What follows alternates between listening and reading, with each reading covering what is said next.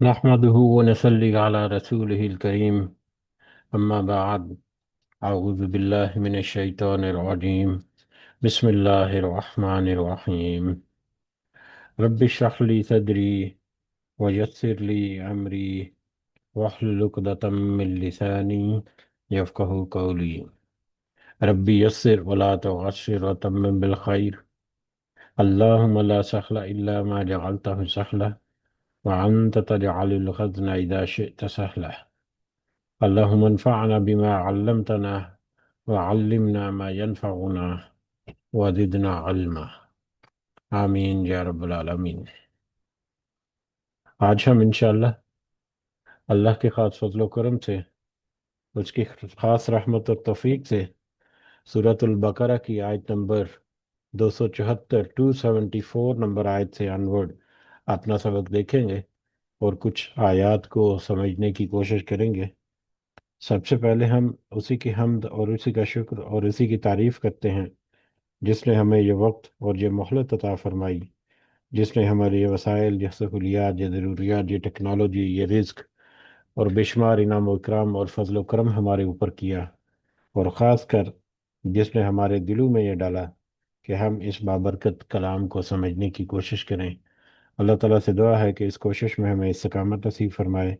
اس کی صحیح سمجھ اللہ تعالیٰ ہمیں عطا فرمائے، اس کے ذریعے سے اللہ تعالیٰ ہمیں اپنی اور اپنے ساتھیوں کی اصلاح کرنے کی توفیق عطا فرمائے، اور دنیا کے ساتھ ساتھ اللہ ہمیں آخرت کی کامیابی اور بھلائی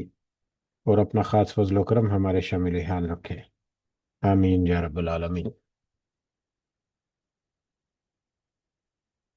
کل کا سبق جو ہم نے دیکھا تھا، آیت نمبر 267 سے لے کر آیت نمبر 273 تک، اس کا ترجمہ دہراتے ہیں،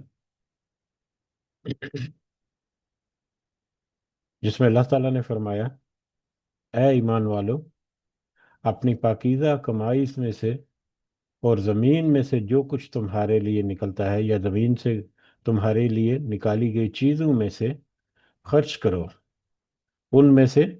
بری چیزوں کے خرچ کرنے کا قصد نہ کرنا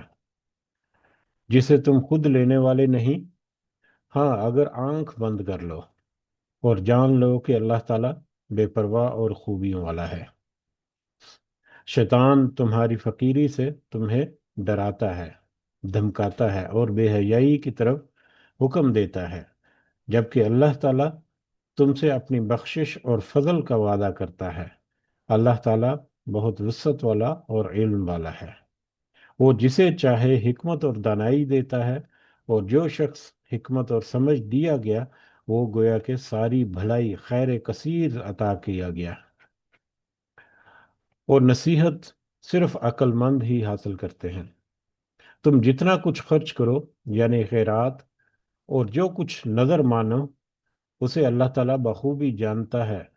اور ظالموں کا کوئی مددگار نہیں۔ اگر تم صدقے خیرات کو ظاہر کرو تو وہ بھی اچھا ہے، اور اگر تم اسے پوشیدہ پوشیدہ مسکینوں کو دے دو تو یہ تمہارے حق میں بہتر ہے۔ اللہ تعالیٰ تمہارے گناہوں کو مٹا دے گا، اور اللہ تعالیٰ تمہارے اعمال کی خبر رکھنے والا ہے۔ انہیں ہدایت پر لا کھڑا کرنا تیرے ذمہ یا آپ کے ذمہ نہیں ہے صلی اللہ علیہ وسلم، بلکہ ہدایت اللہ تعالیٰ دیتا ہے جسے چاہتا ہے، اور تم جو بھلی چیز اللہ کی راہ میں دو گے اس کا فائدہ خود ہی پاؤ گے، خود میں پاؤ گے۔ تمہیں صرف اللہ تعالیٰ کی رضامندی کی طلب کے لیے ہی خرچ کرنا چاہیے۔ تم جو بھی مال خرچ کرو گے اس کا پورا پورا بدلہ تمہیں دیا جائے گا، اور تمہارا حق نہیں مارا جائے گا۔ صدقات کے مستحق صرف وہ غرباء ہیں، وہ فقراء ہیں جو اللہ کی راہ میں روک دیے گئے، جو ملک میں چل پھر نہیں سکتے۔ نادان لوگ ان کی بے سوالی کی وجہ سے انہیں مالدار خیال کرتے ہیں۔ آپ ان کے چہرے دیکھ کر قیافہ سے انہیں پہچان لیں گے، اور وہ لوگوں سے چمٹ کر سوال نہیں کرتے۔ تم جو کچھ مال خرچ کرو اللہ تعالیٰ اس کا خوب جاننے والا ہے۔ یہ ہمارا کل کا سبق تھا، اور بہت ہی واضح آیات کے ساتھ اللہ کے راستے میں خرچ کرنے کے بارے میں کچھ اہم پوائنٹس جو ہیں وہ ہمارے اوپر اللہ تعالیٰ نے واضح کیے، اور اس کا فائدہ یا اللہ کے راستے میں خرچ کرنے کا اجر جو ہے اس کے وعدے کا بھی اللہ تعالیٰ نے دوبارہ یاد دہانی کرائی کہ اللہ نے وعدہ کیا ہے کہ جو صحیح معنوں میں خرچ کرے گا اللہ کے راستے میں، مختلف جو مد ہیں یا مختلف جو پہلو ہیں ان کو دیکھ کر، تو یقیناً اللہ تعالیٰ جو ہے وہ ان کا نہ صرف صدقات کو قبول کرے گا، ان کے لیے عظیم اجر بھی ہوگا، اور ان کے لیے خوشحالی دنیا میں بھی ہو سکتی ہے، اور آخرت میں تو یقیناً ان کے لیے خوشحالی ہے۔ بڑھتے ہیں، آج کا ہمارا اگلا سبق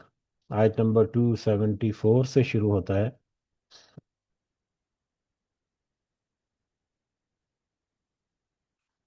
آج کا ہمارا اگلا سبق جو ہے وہ آیت نمبر 274 سے شروع ہوتا ہے، اور آج کے سبق میں ہم دیکھیں گے کہ پچھلے دو جو سبق ہیں ان میں تو اللہ تعالیٰ کی طرف سے صدقہ و خیرات کرنے کی تاکید جو ہے وہ ہمیں ملتی ہے، کیونکہ اس سے نہ صرف مال جو ہے وہ بڑھتا ہے، اس میں برکت آتی ہے، اور آخرت میں اس کا اجر عظیم بھی ہے۔ اس کے برعکس جو مال سے فائدہ اٹھائے، مال کو دوسروں کے اوپر صدقہ و خیرات کرنے کی بجائے اس مال سے وہ فائدہ حاصل کرنے کی کوشش کرے، ناجائز قسم کا فائدہ سود کی شکل میں، تو اس کے بارے میں اللہ تعالیٰ نے جو آیات فرمائی وہ آج کے سبق میں ہمارے سامنے آئیں گی۔ تو ہم آگے بڑھتے ہیں اور مختصر انداز سے ان کا تذکرہ کریں گے، لیکن پہلی آیت جو ہے وہ 274، وہ ظاہری اعتبار سے تو اپنے موضوع کے اعتبار سے پچھلے جو دو رکوع گزرے ہیں یا ہمارے پچھلے دو جو سبق گزرے ہیں ان کے ساتھ اس کا تعلق جو ہے محسوس ہوتا ہے، لیکن یہ در حقیقت دو موضوعات کو آپس میں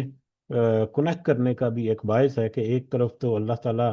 اللہ کے راستے میں صدقات و خیرات جو ہے ان کی تاکید کرتا ہے، چاہے وہ چھپ کر ہو یا چاہے وہ اعلانیہ طور پر ظاہر کر کے ہو، جس کا نتیجہ یہ ہے کہ اللہ تعالیٰ کا فضل و کرم اس کے ساتھ شامل حال رہتا ہے۔ لیکن وہ بخیل اور حرص اور طمع کے مارے لوگ جو ہیں، جو اللہ کے راستے میں صدقہ و خیرات کرنے کے بجائے اس مال کا میکسیمم بینیفٹ جو ہے حاصل کرنے کے لیے ناجائز طریقے سے سود کی مد میں وہ کمانا چاہتے ہیں یا کماتے ہیں، تو ان کے لیے پھر اللہ تعالیٰ کی طرف سے تباہی و بربادی ہے، دنیا میں بھی ان کے لیے ان کے رزق میں، مال میں کوئی برکت نہیں، اور آخرت میں تو ان کے لیے بہت بڑی ہلاکت ہے۔ تو ایک کنیکٹنگ آیت یا ایک دو موضوعات کے درمیان ایک پل کا کردار ادا کرنے والی آیت جو ہے وہ آیت نمبر 274، اعوذ باللہ من الشیطان الرجیم، الذین ینفقون، وہ لوگ جو خرچ کرتے ہیں، اموالہم، اپنے مالوں کو، باللیل والنہار، رات کو اور دن کو، سرا و علانیتاً، اعلانیہ طور پر، چھپ چھپا کر بھی اور اعلانیہ طور پر بھی، وہ لوگ جو چھپ کر یا ظاہر کر کے، دونوں صورتوں میں یا دونوں میں سے کسی بھی صورت میں اپنے مالوں کو خرچ کرتے ہیں، رات اور دن میں، یعنی دن ہو یا رات ہو، وہ اس چیز کا خیال نہیں کرتے، جب بھی ان کو مکمل ملتا ہے وہ اس کو خرچ کرتے ہیں، کہیں پر وہ چھپا کر کسی کی پردہ پوشی کر کے، یا اپنے عمل کی کو دوسروں سے مخفی رکھ کر وہ دوسروں کے اوپر خرچ کرتے ہیں، یا کہیں پر وہ دن دہاڑے یا ظاہری طور پر دکھا کر ترغیب دینے کے لیے، تاکید دینے کے لیے، نہ کہ ریاکاری کی نیت سے، نہ کہ کسی دنیاوی لالچ میں، اللہ کے راستے میں جو ایسا خرچ کرتے ہیں چھپ چھپا کر بھی اور دن رات یا ظاہر کر کے بھی، فَلَهُمْ أَجْرُهُمْ عِنْدَ رَبِّهِمْ، تو ایسے لوگوں کے لیے ان کے رب کے نزدیک اجر ہے، ان کے رب کے پاس ایسے لوگوں کے لیے اجر ہے، اور یقیناً جب اللہ نے اجر کا وعدہ کیا تو وہ ایک ایسا اجر ہے آخرت میں خاص کر، جس کا دنیا کی زندگی میں کوئی وہم و گمان بھی نہیں کر سکتا یا احاطہ نہیں کر سکتا کہ کس قدر وہ عظیم اجر ہوگا۔ ولا خوف علیہم ولا ہم یحزنون، اور نہ ہی کوئی خوف ہوگا ان پر اور نہ ہی وہ غمگین ہوں گے،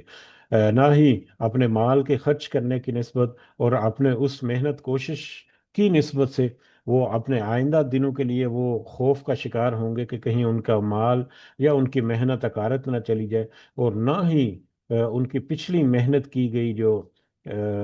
چیز ہے یا پچھلی جو خرچ کردہ جو مال ہے اس کے اوپر وہ غمگین ہوں گے، کیونکہ انہیں بھرپور امید اور یقین ہوگا کہ جو بھی انہوں نے خرچ کیا، اللہ کے راستے میں خرچ کیا، اللہ کی خوشنودی کے لیے خرچ کیا، تو یقیناً اللہ تعالیٰ اس کا اجر جو ہے اس کو دینے والا ہے۔ اب بہت سارے میٹر جو ہیں، چھوٹے چھوٹے میٹر جو ہیں، جہاں پر بھی ہمیں موقع ملے ہمیں ضرور اللہ کے راستے میں خرچ کرنا چاہیے، چاہے وہ مال کی شکل میں ہو، چاہے وہ حسن سلوک کی شکل میں ہو، چاہے وہ کسی بھی طرح سے صدقہ اور نیکی جو ہے وہ ہو، ہمیں ضرور اللہ کے راستے میں موقع ملنے پر کرنا چاہیے۔ صحیح بخاری اور صحیح مسلم کی ایک روایت ہے، حضرت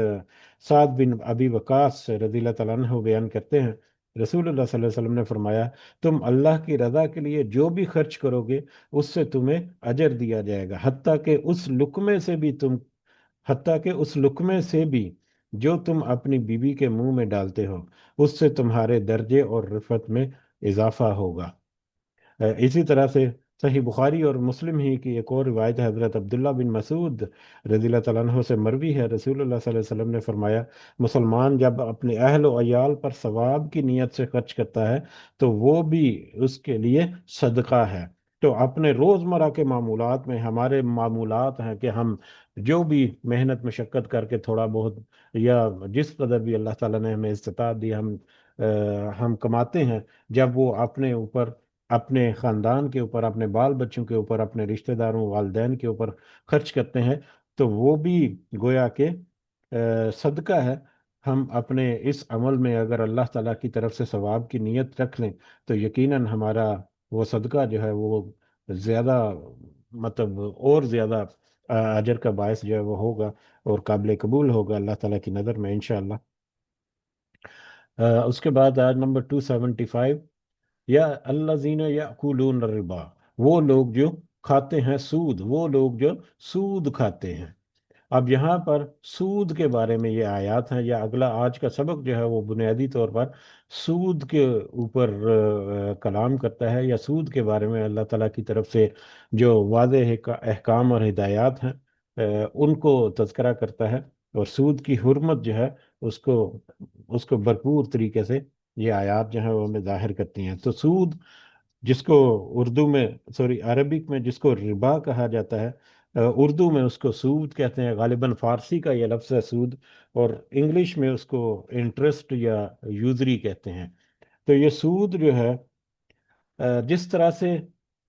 اسلام سے پہلے عربوں میں شراب اور جوا اور اس طرح کے دیگر برائیاں جو ہیں وہ ان کی گھٹی میں تھیں، ان کے رگ رگ میں ایسے رچی بسی تھی کہ ان سے چھٹکارا پانا ان کے لیے ممکن نہیں تھا یا بہت مشکل امر تھا۔ اسی طرح سے سود کا لین دین اور سود کا کاروبار اور سود پر ادھار لے کر اس کے ذریعے سے کمائی کرنا جو ہے وہ بھی عروج پر تھا، اور اکثر مشرقین عرب اور مشرقین مکہ جو ہے وہ سود میں پائے جاتے تھے یا سود کا بزنس کرتے تھے، اور ظاہر ہے جو سود کا بزنس کرتا ہے اس میں کچھ لوگ جو ہیں وہ خوشحال ہوں گے، اور وہ ان کی خوشحالی جو ہے وہ بڑھتی چلی جائے گی، اور کچھ لوگ جو ہے وہ پس جاتے ہیں سود کے چنگل میں پھنس کر۔ تو سود کے چنگل میں پھنسا ہوا ہے وہ تو یہی خواہش کرے گا کہ کسی طرح سے میری جان چھوٹ جائے، اور جو سود کا کاروبار کرتا ہے اس کو اس طرح سے منافع آتے ہیں جس سے اس کا خرچ اور طمع اور لالچ جو ہے وہ اور زیادہ بڑھتا ہے، اور وہ اس میں انسانیت جو ہے گویا کہ وہ ناپید ہوتی چلی جاتی ہے، اور وہ تو صرف مال کو کاؤنٹ کرنے میں اور مال سے مال کمانے کے چکر میں اپنے آپ کو مصروف رکھتا ہے۔ تو یہ ایک بہت بڑا اس وقت کا ایک المیہ تھا جو کہ اہل عرب میں پایا جاتا تھا۔ افسوس کے ساتھ کہ یہ المیہ جو ہے وہ آج بھی، بلکہ اور بھی زیادہ شدت کے ساتھ اور بھی زیادہ شد و مد سے پوری دنیا میں مطلب موجود ہے، اور پوری دنیا کا جو معاشی نظام ہے اس کو اس نظام سود نے جکڑ کر رکھا ہوا ہے۔ تو سود کیا ہے؟ عام سی ٹرم ہے، یقیناً ہم سب اس کو جانتے ہیں کہ سود جو ہے یا ربا جو ہے اس کا لفظی معنی ہے وہ بڑھنا، بڑھنا یا زیادہ ہونا یا زیادہ کرنا، اضافہ کرنا۔ تو اور شریعت کی اصطلاح میں اگر ہم سود دیکھیں تو سود کا مطلب ہے قرض دے کر یا مال دے کر اس کے بدلے میں اپنی قرض کی اصل اماؤنٹ کے ساتھ کچھ اضافی اماؤنٹ جو ہے وہ واپس لینا. جو اضافی اماؤنٹ جو واپس لی جائے گی وہ سود ہے. یعنی قرض پر جو مالی فائدہ حاصل کیا جاتا ہے وہ سود ہے. اور یہ قرض جو ہے عام طور پر یہ مال کی شکل میں یا پیسے کرنسی کی شکل میں ہوتا ہے. لیکن یہ کرنسی کے علاوہ بھی مختلف شکلوں میں ہو سکتی ہیں. جیسے کہ ادھار وغیرہ جو ہے اس کے اوپر بھی ادھار مال دے کر اس کے بدلے میں جو قیمت جو لینی ہے تو کیش ٹرانزیکشن یا کیش نقد پر جو سودا کیا اس کی پرائس کم ہے، اور جو ادھار پر سودا کیا سیم پروڈکٹ کی اس کی پرائس جو ہے وہ زیادہ ہوتی ہے. تو یہ بھی سود کی قسم ہے. بہرحال سود جو ہے وہ بہت سارے مختلف طریقوں سے یا مختلف انداز سے ہماری زندگی میں پیوست ہے یا ہماری زندگی میں وہ شامل ہے. گو کہ سود جو ہے وہ ایک ایسا ٹاپک ہے جس کے ایک تو بہت سارے پہلو جو ہے وہ ہمارے سامنے آتے ہیں، اس کی بہت ساری برانچز ہمارے سامنے ہیں، اور اس کے بہت سارے مطلب نقصانات جو ہیں وہ ہمیں محسوس ہوتے ہیں. تو یہ اس قدر بڑا اور اس قدر وسیع ٹاپک ہے کہ ایک آدھ مجلس میں یا کچھ سٹنگ میں بیٹھ کر اس کے پورا احاطہ کرنا جو ہے وہ ممکن نہیں. بہرحال مختصر انداز میں آج ہم سود کی جو بنیادی کچھ ایک دو باتیں ہیں ان کے اوپر ہم بات کریں گے، اور اس کے بعد پھر آگے بڑھیں گے. پھر کبھی موقع ملا تو انشاءاللہ اس کے اوپر دوسرے پہلوؤں سے بھی تھوڑی سی بات جو ہے وہ کریں گے. بہرحال آج کا جو دور ہے اس میں سود جو ہے وہ بہت ساری مختلف شکلوں میں ہمارے معاشرے میں پایا جاتا ہے. سب سے جو عام اور سب سے جو مشہور اس کی شکل ہے وہ ہے بینکنگ سسٹم جو ہے، بینکاری کا نظام ہے. بینکنگ سسٹم میں جو مختلف طرح کے جو انویسٹمنٹ ٹولز ہیں یا مطلب ڈپازٹ ٹولز ہیں، کیش ڈپازٹ ٹولز جو ہیں، وہ ان میں اکثر جو ٹرانزیکشن ہیں یا اکثر جو ان کے جو فائنینشیل جو ٹولز ہیں وہ سود پر مبنی ہیں یا سود کے کاروبار سے براہ راست یا بالواسطہ جڑے ہوئے ہیں، جس میں سیونگ اکاؤنٹ ہے، پروفٹ اینڈ لاس شیئرنگ، جس کو ظاہری طور پر تو profit and loss sharing saving account کہتے ہیں، PLS اکاؤنٹ. لیکن در حقیقت وہ سودی کاروبار سے حاصل کیا گیا منافع ہوتا ہے، تو لہٰذا وہ بھی سود کے ضمن میں آتا ہے. اسی طرح سے فکس ڈپازٹ اکاؤنٹس ہوتے ہیں جس میں اماؤنٹ کو یا رقم کو فکس کر دیا جاتا ہے ایک مدت کے لیے یا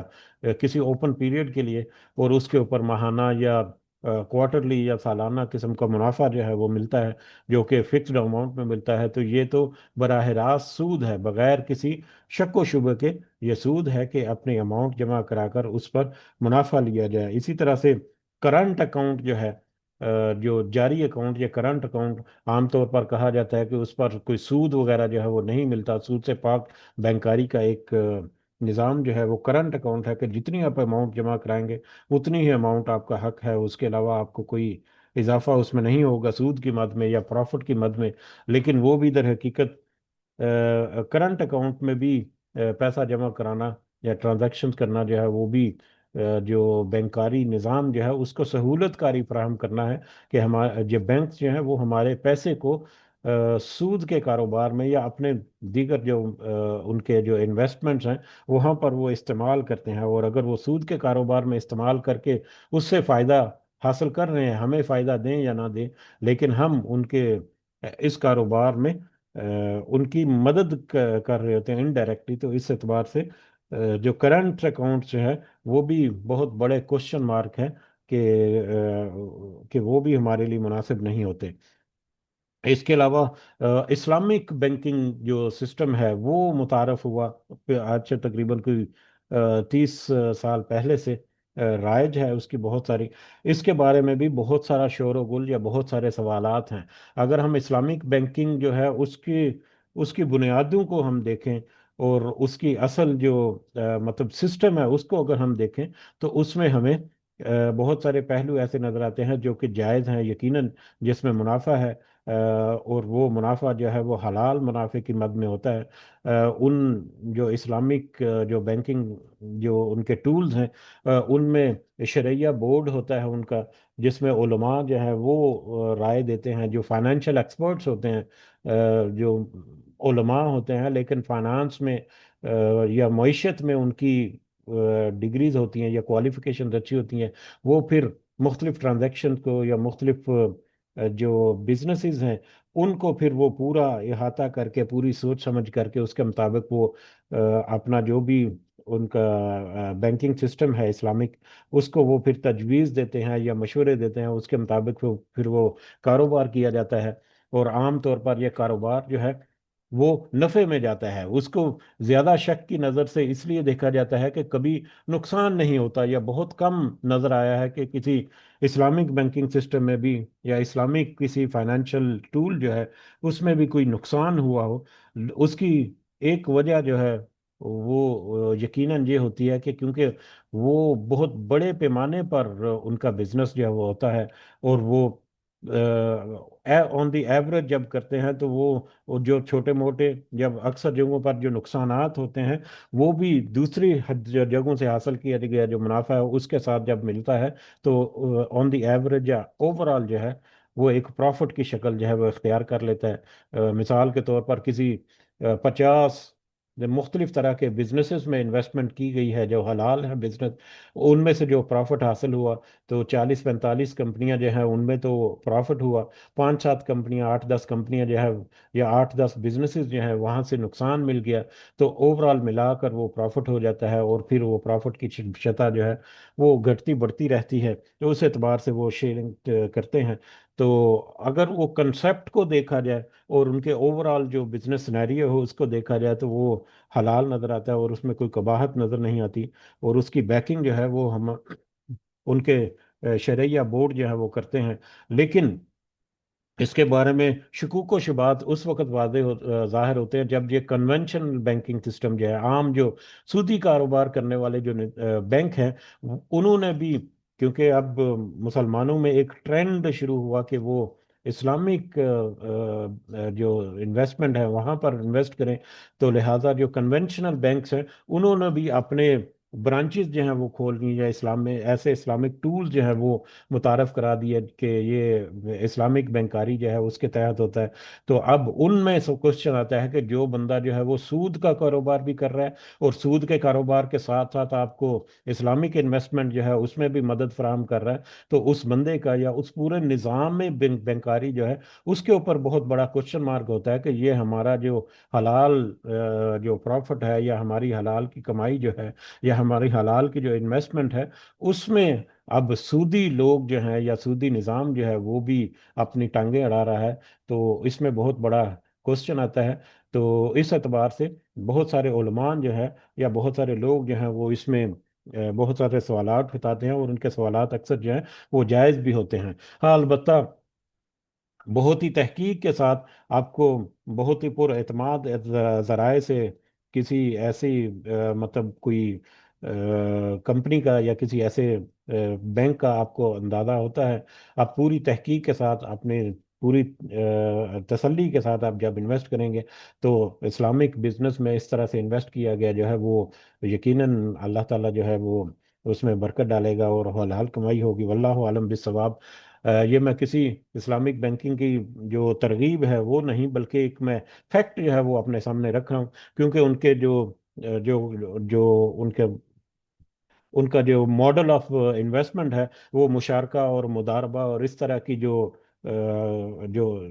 ہمیں قرآن و حدیث سے جو انویسٹمنٹ کے طریقے یا بزنس کے جو طریقے یا شراکت داری پارٹنرشپ وغیرہ کے جو اصول ملتے ہیں ان کے تحت وہ کیا جاتا ہے۔ تو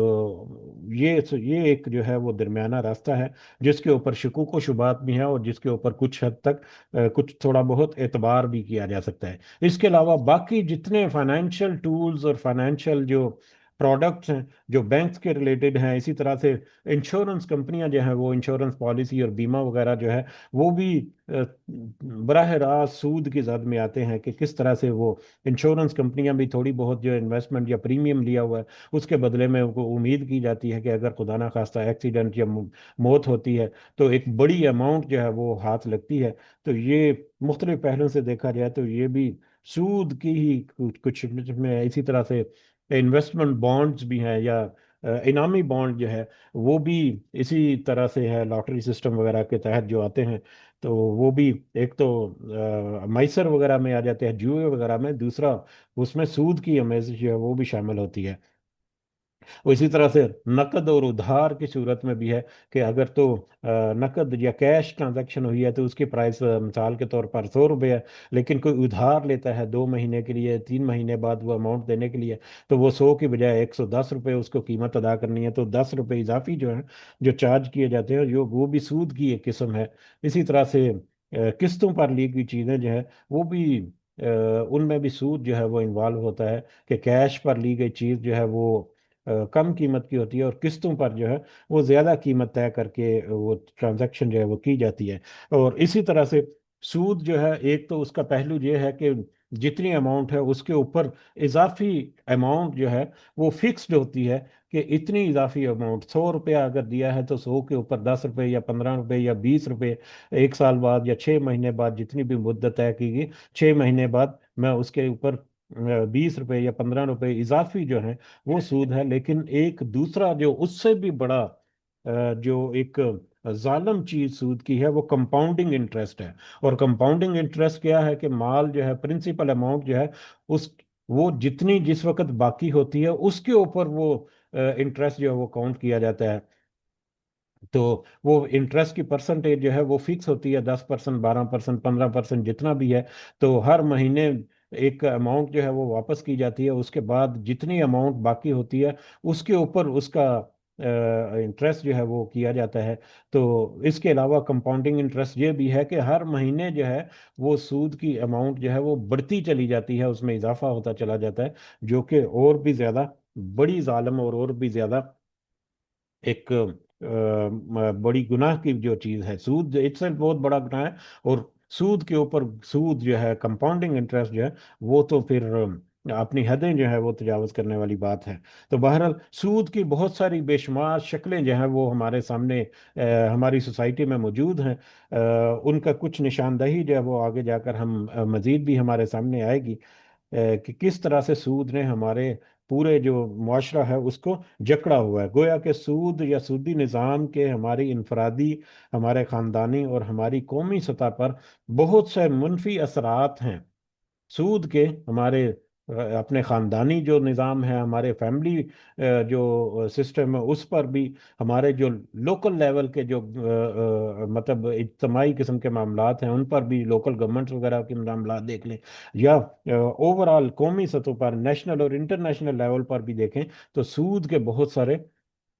मनफी असरात होते हैं जो कि हम माशरे में मुख्तलिफ अंदाज से देखते हैं।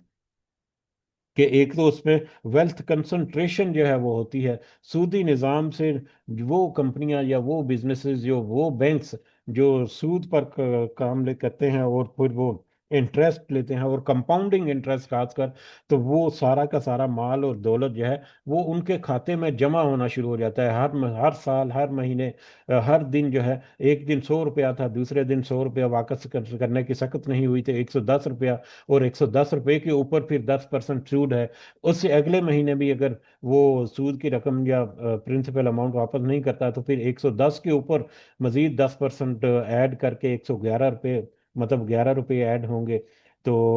वो इस तरह से कंपाउंड होता चला जाता है। तो ये चंद बैंक और कंपनियां और चंद सरमायादार लोग और चंद ममालिक जो हैं उसमें शामिल होते हैं, वो भी उनके हाथों में सरमाया जो है या दौलत जो है वो इकट्ठी होनी शुरू हो जाती है, जिसके बहुत सारे मनफी असरात होते हैं। इनफरादी तौर पर भी अगर कोई करता है इस तरह के काम तो उस सूरत में भी, इज्तमाही तौर पर भी, और मुल्की और इंटरनेशनल लेवल पर भी। इसी तरह से सूद का जो बराह रास्त ताल्लुक जो है वो महंगाई के ऊपर भी आता है कि जब भी शरह सूद जो है वो बढ़ती है बैंकों में, हम आम तौर पर देखते हैं कि बैंक जब भी अपना इंटरेस्ट रेट जो है वो बढ़ाते हैं। बहुत सारे कारोबार जो हैं जो सूद के ऊपर या उन्हीं बैंकों से मतलब कर्ज वगैरह लेकर या लेटर ऑफ क्रेडिट के जरिए से या उधार या मतलब फ्यूचर ट्रांजैक्शंस के जरिए से जो बिजनेस अपना करते हैं, तो जैसे ही इंटरेस्ट रेट बढ़ता है तो वो उनकी उनकी जो एक लागत कह लें या उनकी कॉस्ट ऑफ प्रोडक्शन जो कह लें या कॉस्ट ऑफ बिजनेस जो है वो बढ़ता है, जिसका इम्पैक्ट बराह रास्त जो है वो प्रोडक्ट की कीमत पर पड़ता है और वो प्रोडक्ट जो है महंगी हो जाती है, और जिसके नतीजे में इन्फ्लेशन जो है वो भी आती है, और ये छोटी से छोटी सतह से लेकर बड़े से बड़ी सतह तक ये जाता है। और फिर जिस कदर इन्फ्लेशन ज़्यादा होती है उसी तरह से प्रॉफिट मार्जिन जो है वो ज़्यादा बढ़ते हैं, और फिर अमीर जो है वो अमीर तर और गरीब से गरीब तर होता जाता है, गरीब आदमी जो है तो इस एतबार से इन्फ्लेशन जो है उसके ऊपर भी सूद का बराह रास्त और बिल वास्ता दोनों तरह से बहुत गहरा असर पड़ता है। इसी तरह से फाइनेंशियल क्राइसिस भी एक बड़ा एक पहलू है। 2008 में अगर आप देखें तो 2008 में 2008 में एक बहुत बड़ा एक फाइनेंशियल क्राइसिस हुआ था जो कि अमेरिका से शुरू हुआ था। और अमेरिका से शुरू हुई ये जो क्राइसिस था या ये जो मालियाती बहरान था वो पूरी दुनिया पर उसने अपने असरात छोड़े थे। और 2008 में अमेरिका ने एक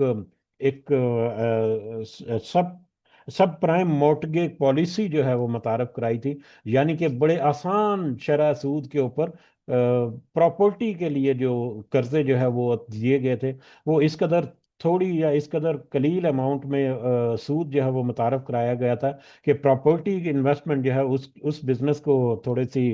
तरगीब मिले। तो उस चक्कर में आकर बहुत सारे लोग जो अपनी फाइनेंशियल इवैल्यूएशन किए बगैर उन्होंने बड़ी बड़ी अमाउंट में कर्जे हासिल किए बैंकों से और या मुख्तलिफ इन्वेस्टमेंट कंपनियां जो हैं उनसे। और फिर जब कर्जों के वापसी की बारी आई तो उनकी अपनी फाइनेंशियल स्ट्रेंथ इतनी नहीं थी कि वो कर्जे वापस कर सके, तो लिहाजा किस्तों में जब इजाफा हुआ और सूद की अमाउंट्स में जब इजाफा हुआ और सूद के वो जो इन्वेस्टमेंट जो सॉरी जो प्रिंसिपल या सूद के साथ जो रिटर्न या वापसी है वो मुमकिन नजर ना आई, तो उसकी वजह से फिर अपनी लाइबिलिटीज को रिजॉल्व करने के लिए प्रॉपर्टीज को फिर बेचा लोगों ने। तो इस कदर वहां पर प्रॉपर्टी की कीमतें जो है वो डाउन हुई 2008 में कि पूरा उनका जो मॉर्टगेज सिस्टम जो था वो मतलब जिसको कहते हैं कि मतलब बिल्कुल ठप हो गया, जमीन बोझ हो गया। और बहुत सारी कंपनियां जो हैं उन्होंने बहुत बड़े बड़े नुकसानात हुए और डिफॉल्टर्स हुए, बहुत बड़े बड़े बैंक्स और बहुत बड़ी बड़ी इन्वेस्टमेंट कंपनियां जो हैं, लहमन ब्रदर्स के नाम से एक कंपनी थी, बियर स्ट्रीम्स के नाम से, एआईजी के नाम से, यानी एक बहुत बड़ा एक फाइनेंशियल क्राइसिस जो है वो उस वक्त हुआ था जो डायरेक्टली सूद की वजह से हुआ था, जिस कदर लालच में लोग पड़ गए। और इसका असर जो है क्योंकि वो बैंकिंग सिस्टम के साथ ताल्लुक था और बैंक जो है वो नुकसान में जा रहे हैं, और बैंक जो है अपने नुकसान को कवर करने के लिए फिर जो उनके खातादार या उनके जो मकरूज लोग हैं उनके ऊपर वो बोझ बढ़ाते हैं, जिसकी वजह से फिर वो इंटरनेशनल सतह पर ये मैटर गया और दुनिया का कोई मुल्क भी इससे मुतासर हुए बगैर नहीं रहा था। तो इसको अगर डिटेल से देखें तो ये हमें सूद की तबाहकारियों में से एक रिसेंट अरसे में जो गुजरी हुई मिसाल जो है वो हमारे सामने इस तरह से आती है। इसके अलावा बहुत सारी बेशुमार चीज़ें हैं जो हम नज़र आती हैं हमें। हिर्स और लालच की जो है वो एक नज़र आता है कि किस तरह से सूद पे कर्ज हासिल करने या सूद से कमाई करने वाला जो है वो लालच का शिकार होता है, और इस कदर शैतान जो है उसको बहका देता है या उसको खब्तुल हवास कर देता है दुनिया की ज़िंदगी में, कि आखिरत में जब इसी आयत में हम देखेंगे कि आखिरत में जब अल्लाह के हजूर वो उठेगा तो वहां पर भी वो दीवाना वार इधर उधर की टकरें मारता फिरेगा जिस तरह से दुनिया में वो खपती बनकर वो सूद के पीछे जो है वो पड़ा हुआ होता है। इसके अलावा अगर हम अपने नेशनल सतह पर देखें तो ये भी बहुत अहम रोल है सूद का। सूद के बहुत सारे अहम पहलू हमारे सामने निकलते हैं कि ममालिक जो हैं जो गरीब ममालिक हैं वो कर्जे वगैरह लेते हैं दूसरे मुल्कों से, अमीर मुल्कों से, डेवलप्ड कंट्री से या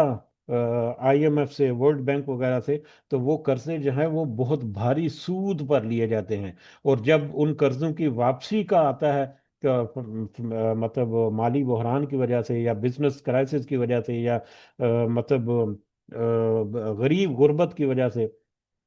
इन्वेस्टमेंट लेवल लो होने की वजह से उस कदर मुनाफा नहीं हो सकता उन हुकूमतों को, या उस कदर वो हुकूमतें जो है वो डेवलप नहीं होती, तो सूद का वापस करना ही मुश्किल होता है, बजाय इसके कि वो प्रिंसिपल अमाउंट भी साथ वापस करे, जिसके नतीजे में फिर अपनी इकोनॉमी को सस्टेन करने के लिए, अपनी करंट नीड जो है उनको उनको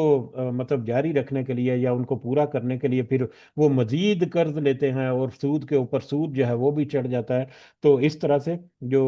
गरीब ममालिक जो हैं, तरक्की पजीर जो थर्ड वर्ल्ड कंट्रीज जो है वो सूद के चंगल में इस तरह से फंसी हुई है। वर्ल्ड बैंक और आईएमएफ या इस तरह के दीगर जो इदारे हैं या ममालिक हैं, कि उनका अपने आप को इस पूरे जो उधार जो लिया हुआ है उससे छुटकारा पाना उनके लिए नामुमकिन तकरीबन हो गया है। पाकिस्तान की मिसाल अगर हम देख लें, तो मतलब मुख्तलिफ पहलुओं से देखें तो हमें उसका अंदाजा होगा कि किस कदर एक बड़ी बर्बादी वाली चीज है ये सूद जो है। और फिर इस तरह से जो लोन लेती हैं हुकूमतें या गवर्नमेंट जो है, वो फिर उस लोन को के ऊपर सूद जो है उस सूद को अदा करने के लिए फिर वो मतलब जो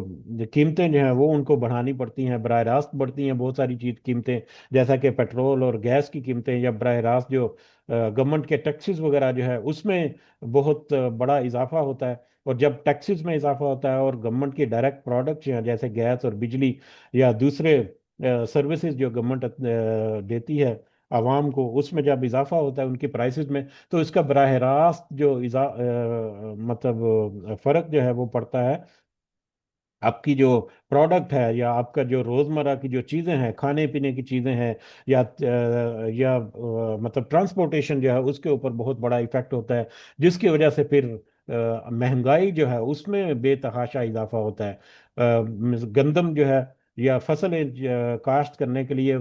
कोई ट्रैक्टर वगैरह या जो भी मशीनरी चाहिए, अगर वो महंगी मिलेगी, खाद वगैरह जो है वो अगर महंगी मिलेगी, बीज अगर महंगा मिलेगा, तो फसल अल्टीमेटली उसकी कॉस्ट बढ़ेगी। फिर वो क्रॉप की जो प्राइस है वो बढ़ेगी, क्रॉप की प्राइस बढ़ने से फिर मार्केट में और ज्यादा, यानी कि एक ऐसा ये विशियस सर्कल है, ऐसा ये एक मनहूस चक्कर है सूद के चक्कर में पड़कर, कि उसका इहाता करना भी मुमकिन नहीं, और उसकी फिर मतलब ब्रांचेज इस कदर आगे बढ़ती हैं कि वो समेटी नहीं जा सकती।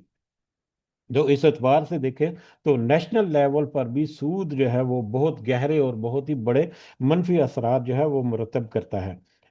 इसके अलावा बहुत सारे निजी मामलात में भी बहुत सारी चीज़ें हमें नज़र आती हैं कि सूद के चक्कर में जो इनफरादी तौर पर जो फंस जाते हैं वो इस तरह से फंस जाते हैं कि वो निकलना उनका मुश्किल होता है। कभी कभी हमारे ज़ाती मामलात, हमारे घर के माहौल जो है वो उस टेंशन की वजह से, उस बेजारी की वजह से और इस अजियत और तकलीफ की वजह से वो हमारे निजी और ज़ाती मामलात जो हैं या हमारे आपस के ख़ानदानी मामलात जो हैं, उनके ऊपर भी बहुत सारे असरात पड़ते हैं। फिर इन्फ्लेशन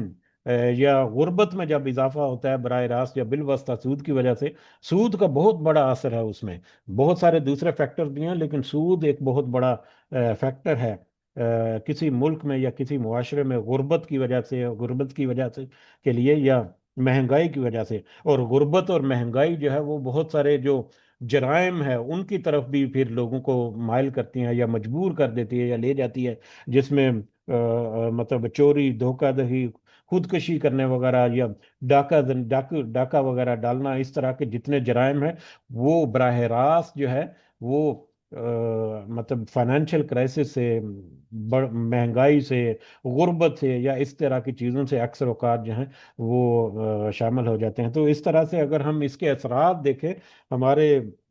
माशरती और मुआशी और हमारे इज्तमाही और इनफरादी मामलात में, तो ये बहुत बड़ा एक इम्पैक्ट डालता है जो सूद है। तो यही वजह है कि सूद जो है उसके खिलाफ या उसकी ममानत में या उसकी हुर्मत में अल्लाह ताला ने ये आयात नाज़िल की, और वाज़े तौर पर यह आयात जो हैं बहुत वाज़े तौर पर सूद की ममानत या सूद से बचने की ताकीद करती हैं। और इस कदर बड़ी ताकीद और इस कदर बड़ी बुराई है ये सूद, कि बहुत सारे दूसरे گناہ ہیں جو ظاہری طور پر سود سے بھی بڑے گناہ نظر آتے ہیں. کسی کو قتل کر دینا، شرک کر دینا، ناحق کسی کا مال کھا لینا، یا بہت سارے زنا وغیرہ، بہت سارے ایسے جرائم ہیں یا ایسے گناہ ہیں جو ظاہری طور پر ہمیں لگتا ہے کہ وہ سود سے بڑے ہیں، بہت بڑے بڑے گناہ ہیں. لیکن اس کے باوجود اگر ہم یہ آیات جو ہیں وہ ان کا مطالعہ کریں گے، غالباً آج جو ہے وہ تھوڑا سا وقت جو ہے محدود ہو گیا، ہو سکتا ہے کہ یہ وقت جو ہے وہ کل تک ملتوی ہوگا اس کا کچھ حصہ. لیکن پھر ہم اس آج کے سبق میں دیکھیں گے کہ اللہ اور اس کے رسول صلی اللہ علیہ وسلم نے بہت سارے بڑے بڑے گناہوں کے ہوتے ہوئے بھی سود ایک ایسا گناہ ہے، جس نے سود کے گناہ کو نہ چھوڑا، یا جس نے سود کی نفی نہ کی اور سود کے اوپر جو ڈٹا رہا، گویا کہ اس نے اللہ کے مقابلے میں ہتھیار اٹھا لیا. اللہ کے مقابلے میں گویا کہ اس نے جنگ کا اعلان کر دیا. اور اللہ اور رسول صلی اللہ علیہ وسلم جو ہے وہ بھی گویا اعلان جنگ کرتے ہیں ایسے لوگوں کے خلاف جو کہ سود سے باز نہیں آتے، جو سود سے پرہیز نہیں کرتے. تو اس اعتبار سے بھی اگر دیکھیں تو اس کا امپیکٹ جو ہے، اوور آل امپیکٹ کو اگر ہم نظر میں رکھتے ہوئے دیکھیں، اور تو پھر ہمیں یہ سمجھ آتی ہے کہ اللہ اور رسول صلی اللہ علیہ وسلم جو ہے انہوں نے سود کے میٹر میں باقی بڑے بڑے گناہوں کے مقابلے میں سود کے میٹر میں اس قدر شدت کے ساتھ اس کی ممانعت کی کہ جو اس سے باز نہیں آئے گا، گویا کہ اللہ اور اس کے رسول صلی اللہ علیہ وسلم جو ہے اس کے طرف سے اعلان جنگ ہے سود کے کاروبار کرنے والے کے خلاف. تو اس کی بہت ساری ایسی چیزیں جو ہیں وہ ہمیں نظر آتی ہیں. سود سے ممانعت یا سود کی نفی کرنے کے لیے بہت ساری احادیث اور آیات بھی ہمارے سامنے آتی ہیں. آیات تو ہم آگے چلیں گے تو آج کے سبق میں بھی یا آئندہ اسباق میں بھی ہم دیکھتے رہیں گے. صحیح بخاری کی ایک روایت ہے، حضرت سمرہ بن جندب رضی اللہ تعالیٰ عنہ وہ بیان کرتے ہیں رسول اللہ صلی اللہ علیہ وسلم نے ایک بڑی لمبی حدیث سنائی، مطلب خواب سنائی. ایک بہت لمبی خواب کا تذکرہ کیا نبی کریم صلی اللہ علیہ وسلم نے، جو نبی کریم صلی اللہ علیہ وسلم نے دیکھا. اس کا کچھ حصہ جو ہے وہ یہ ہے کہ نبی کریم صلی اللہ علیہ وسلم کہتے ہیں پھر ہم ایک نہر پر آئے، اور وہ نہر جو ہے وہ خون کی طرح سرخ تھی، اور اس نہر میں ایک آدمی تیر رہا تھا. نہر کے کنارے کنارے پر ایک آدمی، دوسرا آدمی بھی کھڑا تھا، جس کے ہاتھ میں پتھر تھے، یا جس کے پاس کچھ پتھر جمع پڑے تھے. یہ تیرنے والا شخص جو ہے وہ تیرتا رہتا، اور جب کنارے پر اس دوسرے شخص کے پاس آتا تو دوسرا شخص جو ہے وہ اس کی طرف پتھر پھینک دیتا ہے یا اس کے منہ پہ پتھر ڈال دیتا ہے، اور وہ شخص جو ہے وہ واپس ہو لیتا ہے. تو پھر اس کی تعبیر کرتے ہوئے نبی کریم صلی اللہ علیہ وسلم نے فرمایا کہ یہ شخص جو ہے یہ سود خور ہے. گویا کہ ایک ایسی نہر میں وہ تیر رہا ہے جو کہ سرخ ہے، خون کی طرح سے سرخ ہے، اور وہ پھر مطلب سود کھاتا ہے کہ اس کا پیٹ جو ہے وہ بھرا نہیں جاتا. اسی طرح سے صحیح بخاری کی ایک روایت ہے، رسول اللہ صلی اللہ علیہ وسلم نے فرمایا، رسول اللہ صلی اللہ علیہ وسلم نے گودنے والی اور گدوانے والی، گودنا جو ہے یہ غالباً ٹیٹو وغیرہ بنانا جو ہے یہ اس کی طرف اشارہ ہے، گودنے والی اور گدوانے والی، اسی طرح سے سود کھانے والے اور سود دینے والے اور مصور پر لعنت فرمائی ہے رسول اللہ صلی اللہ علیہ وسلم نے. اسی طرح سے ابن ماجہ کی ایک روایت جو کہ حضرت ابو ہریرہ سے مروی ہے کہ رسول اللہ صلی اللہ علیہ وسلم نے فرمایا سود کے 70 درجے ہیں، اور ان میں سے سب سے کم درجے کا گناہ اس قدر ہے جیسے کوئی اپنی ماں سے نکاح کرے یا اپنی ماں سے کا ساتھ زنا کرے. استغفر اللہ. اللہ تعالی ہم سب کو محفوظ رکھے کہ اس قدر بڑا گناہ، اس قدر بڑے اثرات ہیں جس کا ہم نے آج اندازہ کرنے کی کوشش کی. گویا کہ ہم نے تذکرہ کیا کہ یہ اس قدر بڑا موضوع ہے کہ ہمارے لیے ممکن نہیں کہ ہم کئی گھنٹوں کی بحث یا کئی گھنٹوں کی گفتگو میں بھی اس موضوع کو سمیٹ سکے. لیکن چند جو ہم نے باتیں تذکرہ کی اس سے ہمیں اندازہ تو ضرور ہونا چاہیے کہ کس قدر بڑا امپیکٹ ہوتا ہے سود کا، اور کہ نبی کریم صلی اللہ علیہ وسلم نے اور اللہ تعالیٰ نے اعلان جنگ جو ہے وہ کیا. اور پھر اس حدیث کے مطابق کہ اس کا سب سے کم تر درجہ جو ہے اس کی اس اس اس برائی کا یا اس گناہ کا سب سے کم تر درجہ جو ہے وہ ایک ایسی ہستی جو انسان کے لیے، جو اللہ اور اس کے رسول کے صلی اللہ علیہ وسلم کے بعد اس کی عزیز ترین ہستیوں میں سے ہے، اور اس کی محترم ترین ہستیوں میں سے اس کے والدین، اور ان میں بھی پھر 3 درجے زیادہ اہمیت رکھنے والی ماں جو ہے اس کے بارے میں کہ اس کے ساتھ زنا کرنے کے مترادف ہے. اس قدر یہ بڑا گناہ اور اس قدر یہ قابل مذمت یہ گناہ ہے سود جو ہے. اسی طرح سے بخاری اور مسلم کی ایک اور روایت ہے حضرت ابو ہریرہ سے رضی اللہ تعالیٰ عنہ کہ رسول اللہ صلی اللہ علیہ وسلم نے فرمایا सात हलाक कर देने वाले गुनाहों से बचो, यानी सात गुनाह ऐसे हैं जो हलाक कर देने वाले हैं, उनके गुनाहों से बचो। सहाबा कराम रजवानुल्लाह अजमाइन जो हैं, उन्होंने पूछा कि या अल्लाह के रसूल सल्लल्लाहु अलैहि वसल्लम वो कौन से गुनाह हैं? तो आप सल्लल्लाहु अलैहि वसल्लम ने फरमाया, अल्लाह के साथ शिरक करना,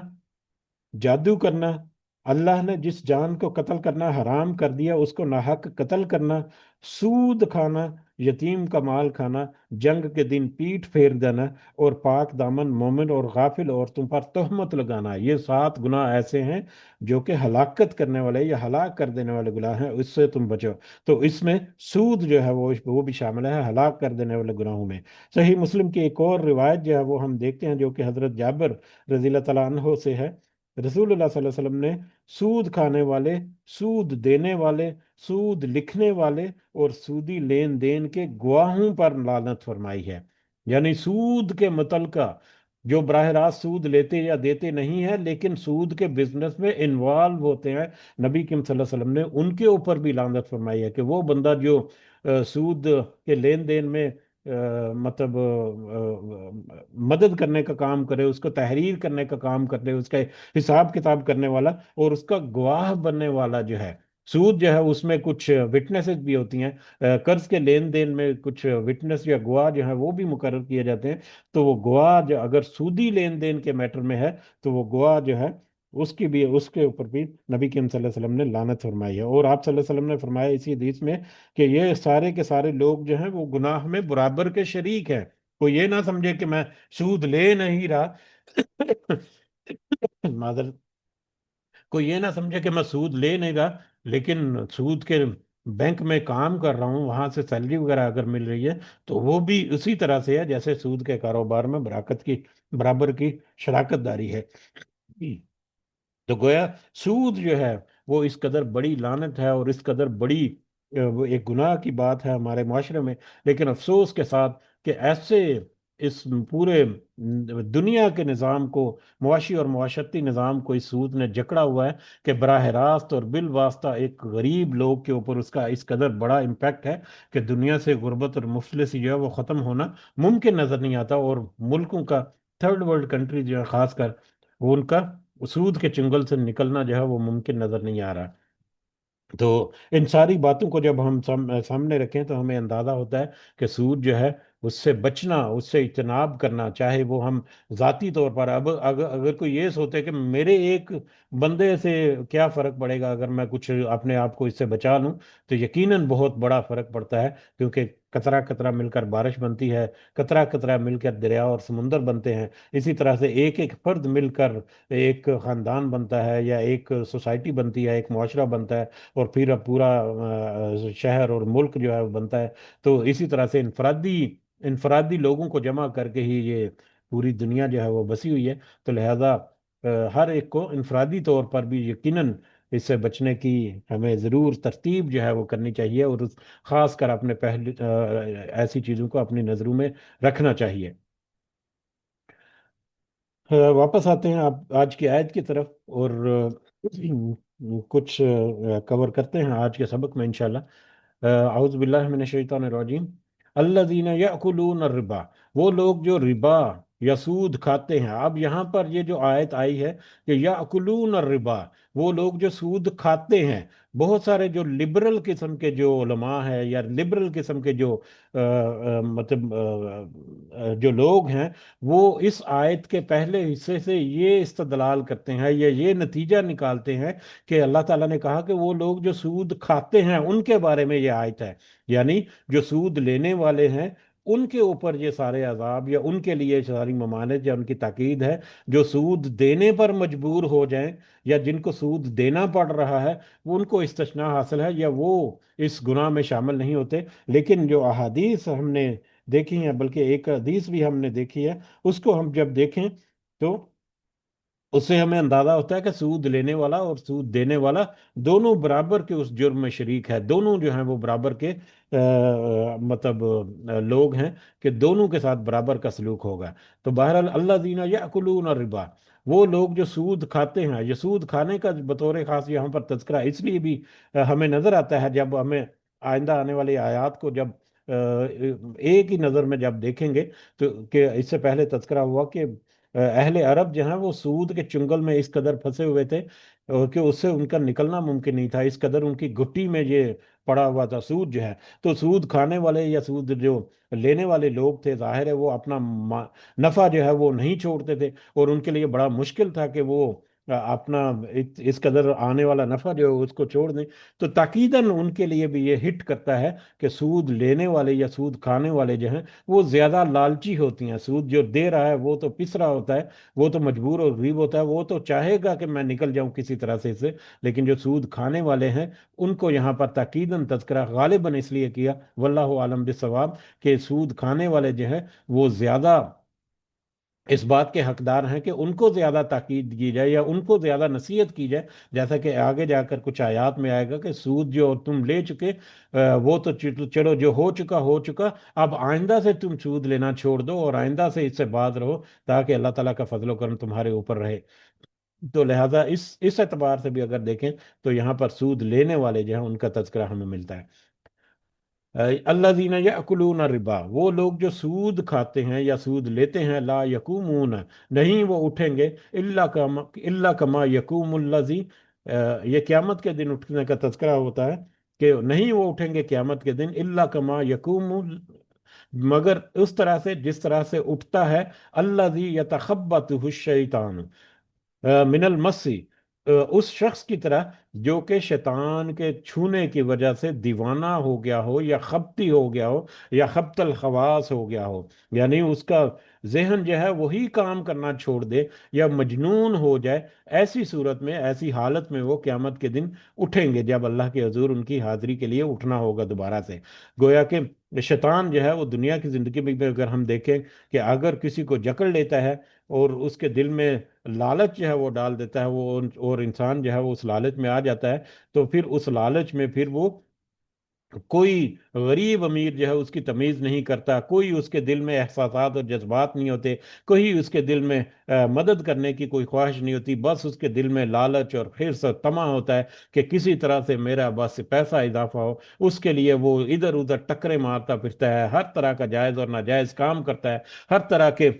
مطلب حلال اور حرام جو ہے اس کی تمیز کو چھوڑ دیتا ہے، گویا کہ وہ خبتی ہو جاتا ہے اس لالچ میں اور اس طمع میں، مال کمانے کے اور مال کے اوپر مال بنانے کے۔ تو اسی حالت میں، اسی خبط الحواس کی حالت میں وہ قیامت کے دن بھی اٹھایا جائے گا، سود پہ کام کرنے والا جو یا سود لینے والا جو ہے شخص ہے۔ ذالک بانہم، یہ اس وجہ سے ہوگا کہ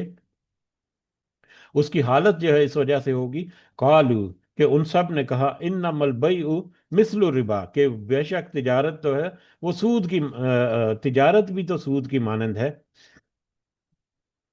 کہ دنیا کی زندگی میں اپنے آپ کو اعتماد پر رکھنے کے لیے یا عذر اور بہانہ تلاش کرنے کے لیے وہ کہتے ہیں کہ سود بھی تو کاروبار کی طرح ہے۔ یہ بھی لبرل قسم کے جو لوگ ہیں یا شیطانوں نے ان کے دلوں میں یا عام لوگوں کے دلوں میں بھی، یا وہ لوگ جو سود میں انوالو ہیں یا سود کو جائز سمجھتے ہیں، ان کے دلوں میں یہ شیطان نے ڈال رکھا ہے کہ دیکھو اگر کسی نے مطلب 1 کروڑ روپیہ لگا کر کوئی ایک مکان لے لیا، تو اس سے رینٹ لینا شروع کر دیا کوئی 50 لاکھ 50 60 ہزار مہینے کا، تو وہ بھی تو اس نے فکسڈ انویسٹمنٹ کی اپنی۔ تو اسی طرح سے اگر کسی نے 1 کروڑ روپیہ کسی کو قرض دے کر اس کے اوپر کوئی 40 50 ہزار روپیہ، اگر 20 25 30 ہزار اگر اس نے سود لینا شروع کر دیا ماہانہ، تو اس میں کیا بری بات ہے؟ یہ بھی اسی طرح کی تجارت ہی ہے۔ تو اس طرح کے بہت سارے مختلف طرح کی توضیحات دیتے ہیں یا مختلف طرح کے بہانے ہیلے بہانے کرتے ہیں وہ لوگ جو ہیں جو سود میں اپنے آپ کو انوالو پاتے ہیں، لیکن سود جو ہے وہ اللہ تعالیٰ نے واضح طور پر ہم نے آج جتنے بھی پوائنٹ ڈسکس کیے، جتنے بھی سود جو کیا ہے، کس طرح سے اس کا فائنینشیل امپیکٹ آتا ہے، کس طرح سے معاشرہ جو ہے براہ راست یا بالواسطہ اس سے افیکٹ ہوتا ہے، یہ ساری چیزیں ہمارے سامنے نہ بھی ہوں، اللہ کا قول ہی ہمارے لیے کافی ہونا چاہیے کہ اللہ نے کہہ دیا سود سے ہٹ جاؤ، تو ہمارے لیے لازم ہونا چاہیے کہ سود سے ہٹنا ہے۔ اس میں ہمیں کسی قسم کا کوئی بہانہ نہیں چاہیے، کسی قسم کی کوئی توضیح کی ضرورت ہی نہیں چاہیے، کہ جب کہ اللہ اور اس کے رسول صلی اللہ علیہ وسلم نے کہہ دیا کہ سود کے ہٹ جاؤ۔ تو بہرحال جو بخیلہ بہانہ کرنے والے جو لوگ ہیں وہ تو کہتے ہیں کہ بے شک تجارت بھی تو سود کی مانند ہے، جبکہ حقیقت یہ ہے کہ وَأَحَلَّ اللَّهُ الْبَيْعَ، اللہ نے تو حلال قرار دیا ہے تجارت کو، وَحَرَّمَ الرِّبَا، اور حرام کر دیا ہے سود کو، جبکہ اس حقیقت یہ ہے کہ اللہ نے تو تجارت کو حلال اور سود کو حرام قرار دیا۔ جب اللہ نے حلال کر دیا تجارت کو تو جائز ہے، جب اللہ نے حرام کر دیا سود کو تو ہمارے لیے یہی کافی ہے کہ ہم اس کی حرمت کا پاس رکھیں یا حرمت کا احساس کریں۔ جیسا کہ ہم دیکھتے ہیں کہ تجارت جو ہے وہ در حقیقت ویلیو ایڈیشن سروس ہے۔ کسی بھی طرح کی تجارت جو ہے وہ در حقیقت ایک ویلیو ایڈیشن سروس ہے، جو کسی پروڈکٹ کی ویلیو میں اضافہ کرتا ہے۔ ایک تاجر جو ہے وہ کوئی چیز، جو بھی چیز جس کا بھی وہ تجارت کرتا ہے، جس کا بھی وہ کاروبار کرتا ہے، تو وہ اس چیز کو خریدتا ہے، اس کی چیز کو خریدنے کے لیے وہ کچھ اماؤنٹ جو ہے وہ صرف کرتا ہے، پھر اس کو مختلف انداز سے اس کی ویلیو ایڈیشن ہوتی ہے۔ اس کو جب ایک جگہ سے دوسری جگہ ٹرانسپورٹ کیا جائے گا تو اس کی ویلیو میں اضافہ ہوگا۔ ایک چیز جو ہے وہ فار ایگزامپل ملک کے مشرق کے حصے میں اویلیبل ہے اور ملک کے کسی مغربی حصے میں اس کی ضرورت ہے، تو ایک بندہ وہاں سے پرچیز کر کے اس کے اوپر کچھ محنت کر کے اس کو ٹرانسپورٹ کرتا ہے مشرق سے مغرب کی طرف، تو گویا اس نے اینڈ یوزر تک پہنچانے میں اس پروڈکٹ کی ویلیو میں ایک اضافہ کر دیا کہ اس کے ڈور سٹیپ کے اوپر وہ چیز جو ہے وہ اویلیبل ہے۔ اسی طرح سے وہ اس کی صفائی ستھرائی کرتا ہے، اس کی پیکنگ وغیرہ جو ہے اس کا اہتمام کرتا ہے، اس کو محفوظ رکھنے کے لیے اسٹوریج وغیرہ کا اہتمام کرتا ہے، اہتمام وغیرہ کرتا ہے، ہینڈلنگ کاسٹ جو ہے وہ اس کی ہوتی ہے۔ تو بہت سارے ایسے جی، تو صرف مثال کے طور پر ہم نے تذکرہ کی کہ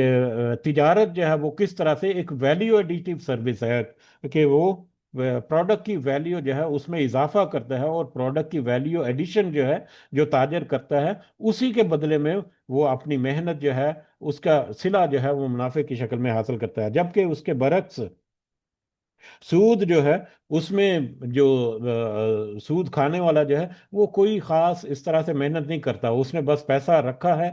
پیسہ دیا کسی کو، اب اس کے اوپر اس کو کوئی محنت مشقت کرنے کی ضرورت نہیں، بس اس کو اس کے اوپر ایک فکس ریٹرن جو ہے یا جو بھی طے شدہ سود جو ہے وہ واپس ملنے والا ہے۔ تو یہ ایک بہت بڑا فرق بہت واضح طور پر نظر آتا ہے کہ تجارت کے ذریعے سے جو حلال کمائی کرتا ہے، پرافٹ وغیرہ لیتا ہے، تو وہ در حقیقت اپنی محنت کرتا ہے، اس کی ویلیو میں اضافہ کرتا ہے، جبکہ سود کھانے والا جو ہے وہ صرف مال کے بدلے میں مال کماتا ہے، اس کے علاوہ اس کی کوئی محنت نہیں ہوتی جس کے اوپر وہ اپنا حق جتانے کی کوشش کرے۔ تو اس اعتبار سے بھی جب اللہ نے تجارت کو حلال کر دیا تو اور سود کو حرام کر دیا، تو کسی کو کوئی مجال نہیں ہونی چاہیے کہ اللہ کی حرام کردہ چیز کو اپنے اوپر حلال کر لے، یا اللہ کی حلال کردہ چیز کو اپنے لیے وہ سیکنڈری کر لے، یا اس کو اپنے اوپر وہ منع کر لے۔ فمن جاءہ فمن جاءہ موعظۃ، پس جو شخص کے آئی اس کے پاس نصیحت، کوئی بھی ایسا شخص جس کے پاس یہ نصیحت آ چکی اللہ تعالیٰ کی طرف سے، واضح ہدایت جس کے پاس آ چکی من ربی ہی، اپنے رب کی طرف سے، فانتہا لہو ما سلف، تو پھر وہ باز آ گیا جو اس کا ہے، تو پھر وہ باز آ گیا، یعنی جس کے پاس بھی اللہ کی یہ نصیحت، یہ پیغام، اللہ کا یہ قول، اللہ تعالیٰ کا یہ حکم پہنچ گیا اور وہ اس سے باز آ گیا، تو پھر فلاح ما سلف، تو اس کے لیے اسی کا ہے جو اس سے پہلے لے چکا، یعنی اس حکم کے آنے سے پہلے جو کچھ وہ لے چکا تھا اب وہ اس کے لیے وہ ختم، یعنی پچھلا میٹر جو ہے اب اس کو نہیں ٹٹولا جائے گا، وہ ختم ہو گیا، بشرطے کہ وہ بعد آ جائے، کیونکہ اس سے پہلے اس نے سود لیا، پتہ نہیں کتنا سود اس سے پہلے وہ لے چکا، یہ حکم اس کے اوپر واضح ہونے سے پہلے۔ اب وہ اگر سود واپسی کرنے کی طرف اگر اللہ تعالیٰ حکم کر دیں تو اس کے اوپر کس قدر مشقت ہوگی، اس نے وہ سود جو ہے وہ استعمال کر لیا، اس کو مزید انویسٹ کر دیا، اب وہ کہاں پر ہے، کتنی اماؤنٹ ہے، تو ایک بہت بڑا ایک الگ سے ٹاپک شروع ہو جائے گا۔ تو اللہ تعالیٰ نے یہاں پر دیا حکم دیا کہ اگر کوئی اس حکم کے واضح ہو جانے کے بعد باز آ جاتا ہے، اس سود سے ہٹ جاتا ہے، تو پھر اس کے لیے پچھلا جو اس کا ہو چکا، لیا جا چکا، وہ پھر اس کی معافی ہے۔ وَأَمْرُهُ إِلَى اللَّهِ، اور اس کا یہ میٹر جو ہے یہ اللہ کے سپرد ہے، اللہ کے حوالے ہے اس کا یہ معاملہ، کہ اللہ دیکھے گا کہ اس نے کس قدر مطلب گہرائی کے ساتھ، کس قدر खुशू के साथ, किस कदर उसने आजिज़ी के साथ अल्लाह के उस हुक्म को कबूल किया, और किस कदर तवज्जो के साथ उसने ये हुक्म सुना, और फिर किस कदर मतलब एक अच्छी नीयत और इरादा, पक्के इरादे के साथ उसने फिर तौबा की अल्लाह से, और सूद आइंदा कभी नहीं लूंगा ये वादा किया। ये फिर सारी चीज़ें अल्लाह जानता है, तो उसका मामला अब अल्लाह के साथ है। अल्लाह उसके मामले को खुद ही तय करेगा या देख लेगा कि उससे पहले जो हो चुका उसको किस तरह से डील करना है। और जब अल्लाह ने कहा कि जो पहले हो चुका उसको छोड़ दो, आइंदा से तुम बाद आ जाओ, तो अगर वो आइंदा से बाद आ गए तो यकीनन अल्लाह ताला की रहमत और अल्लाह के फजलो करम का मुस्तहिक होगा। वह मन आदा, और लेकिन उसके बरक्स जिसने इआदा किया, जिसने दोबारा से वो सूदी कारोबार किया, या जिसने दोबारा से सूद लिया, या जिसने सूद को ना छोड़ा, फ़उलाइका अस्हाबुन नारी, तो यकीनन ऐसे लोग जो हैं वो अहले दोज़ख हैं, आग के साथी हैं, हम फिया खालिदुन, वो उसमें हमेशा हमेशा रहेंगे। जिसने इसके बावजूद कि उसके ऊपर अल्लाह ताला की तरफ से हुक्म वाज़ेह हो गया, वो सूद को नहीं छोड़ता और सूद के मैटर में इन्वॉल्व रहता है, और उसके चुंगल से अपने आप को नहीं निकालता, तो ऐसे लोग जो हैं वो असहाबुन नार हैं, जो दोज़ख में दाखिल होने वाले हैं, और यकीनन फिर वो उसमें हमेशा हमेशा रहेंगे, और वहां पर उनके लिए सख्त अजाब होगा, और कोई अजाब में कमी भी नहीं होगी। तो मेरा ख्याल है यहीं पे आज हम रुकते हैं। सूद की इब्तदाई जो कुछ बुनियादी तौर पर जो कुछ चीज़ें ज़रूरी थी, उनको आज हमने समझने की कोशिश की। कल इसी फहम के साथ या इन्हीं पॉइंट्स को अपने जहन में रखते हुए इसे आगे बढ़ेंगे, और अपना कल का हमारा सबक जो है वो कल देखेंगे, इस दुआ के साथ कि ये इस कदर बड़ा गुनाह है कि अल्लाह ताला हमें बराह रास्त और बिल वास्ता इस तरह की जितनी चीज़ें हैं उनका सही फहम अता करके उससे हमें महफूज रखने की और बचने की तौफीक अल्लाह ताला हमें अता फरमाए। जाते जाते गो के कल के टॉपिक्स में आएगा कि किस तरह से सूद जो है उसमें पड़े हुए लोग जो है उनको वहां से बचाना, या उनको वहां से उनकी गर्दनें छुड़ाना जो है, ये भी आता है। कई दफा सदकात और ज़कात वगैरह का हमने देखा कि गर्दनें छुड़ाने के लिए, तो गर्दनें छुड़ाने जो है, पहले ज़मानों में तो गुलाम जो है वो होते थे। आज के ज़माने में जो मुख्तलिफ तरह के जो उनकी मिसालें जो उलमा हमें बयान करते हैं, उसमें सूद के चंगल में फंसा हुआ शख्स जो है वो भी शामिल हो सकता है, कि वो ऐसा फंसा हुआ है कि उसको निकलना वहां से मुमकिन नहीं होता। तो ऐसे सदकात और खैरात वगैरह करके हमें, कोई अगर नजर आए कि कोई बंदा जो फंसा हुआ है, पहले तो उसकी ब्रेन वॉशिंग करनी है कि तुम सूद के मैटर से अपने आप को निकालो, क्योंकि जो सूद के चक्कर में फंसा होता है वो आमतौर पर वो कुछ सोच समझ के साथ भी ऐसे मैटर जो है वो कर लेते हैं। अल्लाह ताला हम सबको तौफीक दे के हम इससे जहां तक मुमकिन हो अपने आप को बचा सकें। बहरहाल कुछ शैतान के चक्रों में आए हुए जो उसके टाउट हैं, या उसके जो चेले हैं, जो इंसानों के रूप में होते हैं, जो अपने इन्वेस्टमेंट टूल्स जो हैं उसको बड़ा बढ़ा चढ़ा कर पेश करते हैं, सादा लोग आवाम को मतलब मुतासर करते हैं कि जी इसमें इतना फ़ायदा होगा, ये इंश्योरेंस पॉलिसी जो है उसके ज़रिए से आपको इतना माली फ़ायदा होगा। और फिर वो ये यकीन भी दिलाते हैं अक्सर कि ये बिल्कुल जो इस्लामिक जो निज़ाम है उसके तहत है। गो के जैसा तज़किरा हुआ कि इस्लामिक सिस्टम जो है, इवन के इंश्योरेंस में भी कुछ ऐसे टूल्स हैं, इंश्योरेंस टूल जो कि इस्लामिक मोड ऑफ फाइनेंसिंग के तहत काम करते हैं, लेकिन उसमें बहुत बारीक बीनी से समझ बूझ हासिल करने की ज़रूरत है। क्योंकि उनके जो टाउट हैं, जैसा कि तज़किरा के शैतान के चेले इंसान के रूप में जो है वो इंसानों को बहकाते हैं, और उनको फिर इस दलदल में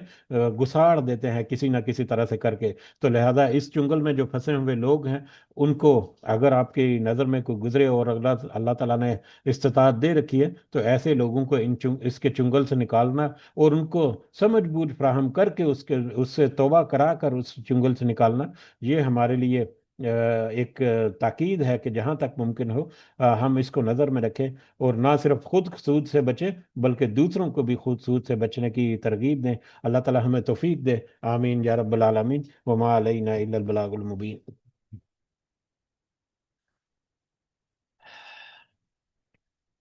जी कुछ इजाफा अगर कुछ करना चाहें तो आप कर सकते हैं। जज़ाकुमुल्लाहु खैरन कसीरा।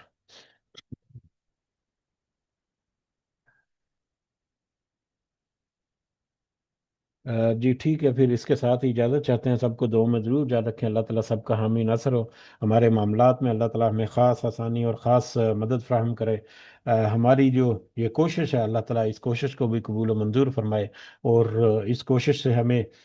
ایسا علم اللہ تعالیٰ حاصل کرنے کی توفیق عطا فرمائے جو کہ ہمیں ہمارے لیے نفع بخش ہو اس دنیا میں بھی اور اس کے بعد کی ہماری زندگی میں بھی۔ اللہ تعالیٰ ہمیں سمجھ بوجھ کے ساتھ اپنے معاملات کو درست کرنے کی بھی توفیق عطا فرمائے۔ آمین یا رب العالمین۔ رب ارحمہما کما ربیانی صغیرا، رب ارحمہما کما ربیانی صغیرا، رب ارحمہما کما ربیانی صغیرا۔